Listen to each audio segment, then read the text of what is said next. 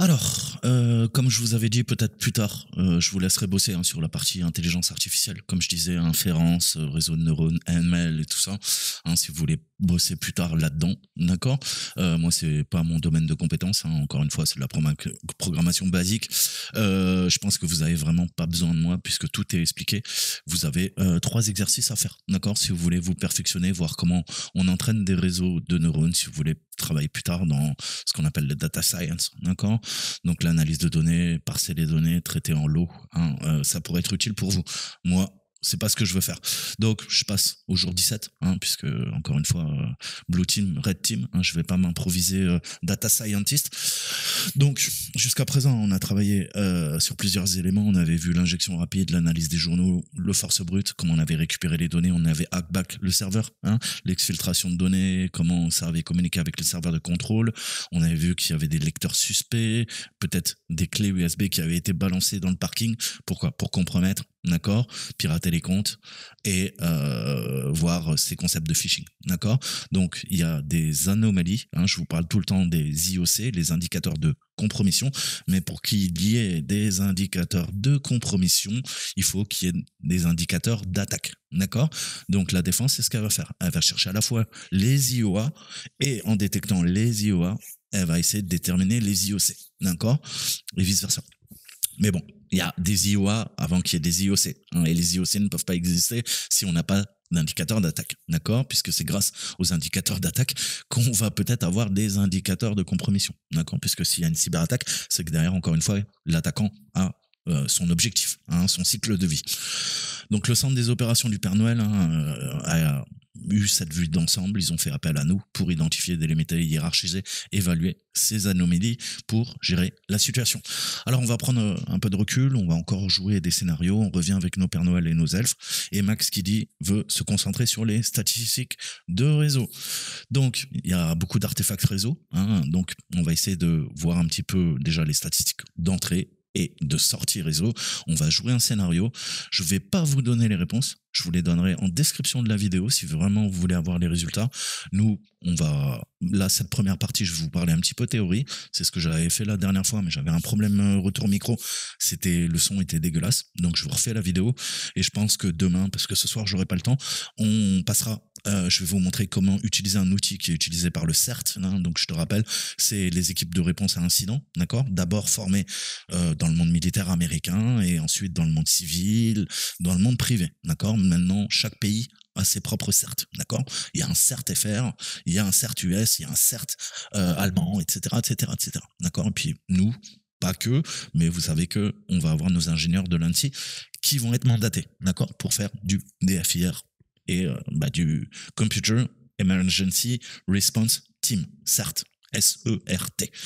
Alors, objectif d'apprentissage, acquérir les connaissances sur le format des données de trafic réseau. Ensuite, on va voir les différences entre les captures de paquets, hein, avec Wireshark complet, qui prennent beaucoup de place, qui demandent du matériel dédié, d'accord, et nos flux réseau. Nous, on va travailler sur les flux réseau. Vous allez voir que on va s'intéresser aux métadonnées, d'accord. On va pas traiter toutes les données, on va extraire les métadonnées, et vous le savez qu'en théorie de l'information, d'accord, les métadonnées, c'est bien plus important, d'accord. Je peux en savoir plus de choses sur toi si j'arrive à extraire des métadonnées, et même si la communication est chiffrée, d'accord, eh ben, en surveillant les métadonnées, je peux me faire une idée. D'accord. Mais bon, je vous avais parlé des attaques de désanonymation sur Tor et tout le reste. D'accord. Allez creuser, c'est pas moi qui le dis. Hein, et si vous êtes né dans une caverne ces 3 dernières années, bah sortez de la caverne, allez voir hein, tous les documents de Snowden, d'Assange. D'accord. Hein, je pense qu'on... hein, les shadow brokers et tout ça. Bref. Donc la suite d'outils Silk. Silk, c'est l'outil qui permet de faire le boulot. On va voir pas comment l'installer. Hein, je vous mettrai les liens. Vous pouvez le télécharger à partir du CERT américain, d'accord. Donc c'est gratuit, c'est toute une panoplie et on peut le déployer, vous avez compris, pour à partir de paquets complets, transformer nos pick-up hein, sous Wireshark, T-Shark, ce que tu veux mon copain, et les transformer en flux réseau. Donc grosso modo, on va extrapoler de données brutes, on va traiter l'information et cet outil va nous permettre de transformer ça en flux réseau et on va analyser ces flux réseau avec Silk. Donc, on va revoir les bases. Les communications et le trafic réseau, c'est des comportements naturels en informatique, d'accord? Interconnectés. Vous le savez, il y a des flux constants de données. C'est l'activité quotidienne dans une entreprise, par exemple, avec à la fois des interactions personnelles, mais aussi des transactions commerciales, d'accord? Donc, le flux de données, lui, il va offrir une information inestimable sur la gestion du réseau, le dépannage, la réponse aux incidents, comme je vous le disais, et la chasse aux menaces. Alors, je vous mets le tableau sous les yeux. D'accord? Donc, on a la gestion du réseau. Il faut surveiller les performances du réseau, identifier les goulets d'étranglement au niveau de la bande passante et garantir l'allocation des ressources et la qualité du service.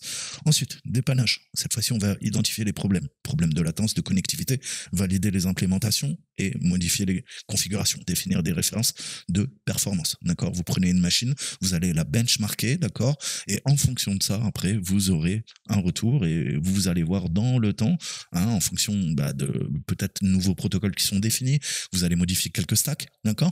Est-ce que la machine a la même performance en termes de puissance de calcul, en termes de cycle CPU, en termes de quoi? De goulet d'étranglement sur sa bande passante, d'accord? Sur sa carte réseau, bref, hein, encore une fois. Ensuite, réponse à incident. Porter les incidents, et donc on fait le benchmark justement pour savoir comment évolue la machine dans le temps. C'est ça que je voulais dire. Et le benchmarking, ça a plein de sens, vous le savez, et en informatique, même le benchmarking, ça a plusieurs sens, d'accord? Mais c'est analyser les capacités en pic, hein, généralement, en termes de cycle CPU, carte graphique, d'accord? On va faire des tests de charge et on va voir si la machine est stable, elle fait pas d'erreur, d'accord? Et ensuite, on peut la faire tourner H24, comme dans un serveur, hein, sans que y ait des problèmes de chauffe, des problèmes d'alimentation, etc., etc. La mémoire, la RAM qui est pas stable, d'accord? Ou le contrôleur cache, ce que tu veux. Donc, tu l'as compris. Donc, réponse aux incidents, je reviens, pardon, c'est la portée des incidents, l'analyse des routes causes, les causes profondes, et évoluer les aspects de conformité des incidents et des opérations quotidiennes. Ensuite, la chasse, la chasse aux menaces, c'est une analyse proactive des signes de modèles suspects, malveillants, de menaces potentielles d'anomalies d'IOC. D'accord? L'analyse comportementale heuristique est utilisée pour détecter les intrusions et les menaces internes. Alors, ce qu'il faut comprendre, le trafic réseau se représente sous différents types de formats de données. D'accord? Vous connaissez le pick-up, je vous en ai déjà parlé. Paquet complet, c'est une vue granulaire brute complète du trafic réseau. Il va vous falloir un ingénieur à temps plein pour analyser les pick-up. D'accord? Donc ce format, il fournit des données représentées sous forme de paquets dans un format et il peut être enquêté, investigué. Hein. Donc on parle d'inspection approfondie de paquets, DPI, hein, comme chez vous fournisseurs d'accès à Internet. On leur fait un petit coucou. Et par conséquent, il s'agit d'un artefact inestimable. D'accord? Pour les opérations au niveau du réseau. Donc quand je fais du DPI, je peux quoi? J'ai des sons de réseau et j'ai mon petit Wireshark qui tourne sur du matériel dédié, je te l'ai dit, et qui va venir sniffer, d'accord, les communications en entreprise. Et puis, si jamais on a une cyberattaque, on aura quoi? Nos pick-up pour analyser l'attaque au niveau du réseau. Donc, c'est une ressource intensive, capacité de stockage, de traitement et d'analyse. Ça coûte beaucoup d'argent, ça demande des équipes techniques dédiées et ça demande des systèmes informatiques dédiés, d'accord? Pourquoi en plus? Juste pour faire de l'analyse de ton réseau, d'accord? Donc en d'autres termes, les pick-up, c'est très utile pour une analyse détaillée, mais c'est pas pratique quand on veut avoir une analyse rapide, d'accord? Mais vous savez que les métadonnées, c'est ce qu'on va voir. On va travailler sur des flux, mais on a besoin quand même de ces données brutes parce que si jamais il y a une charge utile réelle, entre guillemets, qui a été utilisée par le pirate, c'est dans mon pick-up que je vais pouvoir l'extraire, d'accord? Mais ça devient vite problématique, analyser de grandes quantités de données. Hein? Toi, déjà, à la maison, c'est compliqué. Si tu t'aides pas, tu vois, d'un EDR, d'un XDR, de ce que tu veux, d'un SIM, hein? Il y en a des gratuits, bref, tu peux installer Wazoo et d'autres, d'accord? La richesse des données, pareil, pick-up, provient de la charge utile aussi. Hein, là, en termes de réseau, il n'y a rien d'offensif qu'il transporte, d'accord? Donc, on va avoir des protocoles, on va avoir des trames, on va avoir des paquets. Ces paquets, ils sont dans quel état? Hein? Ils sont quoi? En sync weight, SYNCEN, d'accord? Donc, à ce stade, il serait possible d'accélérer le processus en exécutant une analyse de ces données brutes et qui n'inclut pas les données de charge utile. Donc, on va extraire, comme je vous le disais, ces métadonnées et ça va permettre de traiter plus de données en moins de temps avec moins de ressources. D'accord? Mais n'oubliez pas que ça ne se substitue aucunement à l'analyse, à la prise de décision avec à la fois les métadonnées, les flux, Silk sur lesquels on va travailler. Vous allez voir qu'il y a un autre format, c'est le format NetFlow. C'est un protocole de télémétrie qui a été développé par Cisco et qui se concentre justement sur la partie métadonnées de trafic.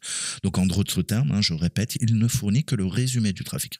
Les détails s'affichent de la même manière et un peu comme les fadettes, avec votre facture de téléphone. Toto a appelé telle personne 7 minutes et voilà le numéro de Toto, voilà le numéro de son destinataire, d'accord? Et le fournisseur vous facture. Ok, tel appel, tel temps, ça t'a coûté tant, d'accord? Bon, maintenant on a des forfaits illimités généralement, mais bon, vous m'avez compris. Donc encore une fois, il n'y a pas de détails sur le contenu des paquets avec ce format. C'est pourquoi le stockage, le traitement et l'analyse de ce format de données est plus facile qu'avec les pick-up. D'accord? Alors, vous avez le modèle sous les yeux, pick-up, flux réseau, et le modèle. Donc modèle capture de paquets, c'est du pick-up. Enregistrement de flux de protocole, c'est via Silk, on va voir. Ensuite, profondeur de l'information, on a vu que c'était beaucoup plus granulaire et ça donne des détails du paquet et de la charge utile en termes réseau en pick-up, d'accord? Et les données récapitulatives, de l'autre côté, par dichotomie, malheureusement, avec les métadonnées, je n'ai que le détail du paquet et la charge utile, d'accord? Donc, objectif principal avec le pick-up, c'est une analyse approfondie des paquets, dichotomie avec les flux réseau où ce n'est qu'un simple récapitulatif des flux, du flux de trafic. Avantages, inconvénients. Alors pour le pick-up, ça permet une grande visibilité des détails de paquets. De l'autre côté, ça fournit un résumé de haut niveau de la vue d'ensemble. Le chiffrement n'est pas un obstacle parce que les flux n'utilisent pas la charge utile du paquet. Donc là, ça peut être très intéressant pour nous puisque vous savez qu'une partie des communications est chiffrée. Ensuite, le contre. Avantage, inconvénient. Inconvénient pick-up, inconvénient flux réseau. Pick-up, difficile à traiter, nécessite du temps et des ressources pour stocker et analyser. D'accord? Le chiffrement devient un obstacle, de facto. Et à l'inverse, pas de charge utile et on fait qu'un simple résumé. D'accord? Donc vous n'avez pas cette vision globale, holistique. Champ disponible. Pareil, qu'est-ce que je fais? En pick-up, j'ai mes entêtes de couche, mes headers, données de charge utile. À l'inverse, si je traite les flux réseau, je n'ai que les métadonnées. D'accord? Donc c'est ce qu'il faut retenir, je vous mets ça sous les yeux et c'est vraiment les bases. D'accord? Donc ça c'est ma vidéo d'introduction, on va voir comment collecter, traiter les données réseau. Il faut savoir qu'il y a un principe de transformation, d'accord? Grâce à Silk. Et puis on va voir. Et je pense qu'ils auront transformé pour nous, d'accord, les données. C'est-à-dire qu'on va travailler sur des archives, notamment l'extension. Il faut que Silk soit installé sur votre instance, sur la machine virtuelle. Nous, on va utiliser les machines TryAcme où Silk a déjà été installé et on pourrait le faire limite sur notre machine. C'est pas un problème. D'accord? Je vous montrerai une prochaine fois comment installer Silk sur votre machine. D'accord? Voilà. Donc, je vous disais ce qu'on appelle un système d'emballage, mais de packing. La suite Silk, c'est du packing, c'est de l'analyse. Alors, le système d'empaquetage, ça prend en charge la collecte de plusieurs types de flux.